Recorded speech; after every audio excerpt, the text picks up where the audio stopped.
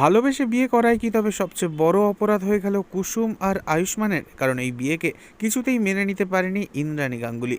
আয়ুষ্মানের বিয়ে নিয়ে ইন্দ্রাণী গাঙ্গুলির ছিল আকাশ সমান স্বপ্ন, যা দেখবে গোটা শহর। কিন্তু তা না হয়ে আয়ুষ্মানের একটা সিদ্ধান্তে ইন্দ্রাণী গাঙ্গুলির মান সম্মান একেবারে ধুলোয় মিশে যায়। বাড়ির সবাই ইন্দ্রাণীকে ঠকিয়েছে, আর কুসুম একজন কাজের মেয়ে হয়ে অনেকটা বেশি দুঃসাহস দেখিয়ে ফেলেছে, এমনটাই বিশ্বাস করে ইন্দ্রাণী। কারণ ইন্দ্রাণী গাঙ্গুলির স্ট্যাটাস আর কুসুমের স্ট্যাটাস কখনো নাকি সমান সমান হতেই পারে না। তাই ইন্দ্রাণী গাঙ্গুলি কোনোভাবেই এই সম্পর্ককে মেনে নিতে রাজি নয়।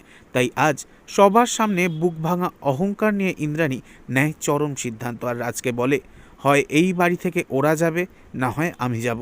রাজ তখন অবাক হয়ে জিজ্ঞাসা করে, ইন্দ্রাণী তুমি এটা কি বলছো? তখন ইন্দ্রাণী এমন কথা বলে যা শুনে সবার বুক কেঁপে ওঠে। সে বলে, আমার বড় ছেলে আয়ুষ্মান এই মুহূর্ত থেকে আমার কাছে মৃত। মায়ের মুখ থেকে নিজের মৃত্যুর কথা শুনে কান্নায় ভেঙে পড়ে আয়ুষ্মান। দেবীমার এই নির্মম সিদ্ধান্তে কুসুম নিজেকে অপরাধী ভেবে কেঁদে ভাসায়। তবে কি একটা মায়ের জেদের কাছে হেরে যাবে দুটো নিষ্পাপ মনের ভালোবাসা? কুসুম কি পারবে দেবীমার মনের এই জমাট বাঁধা বরফ গলাতে? নেক্সট আপডেট জানতে এক্ষুনি সাবস্ক্রাইব করে আমাদের সাথেই থাকুন। ধন্যবাদ।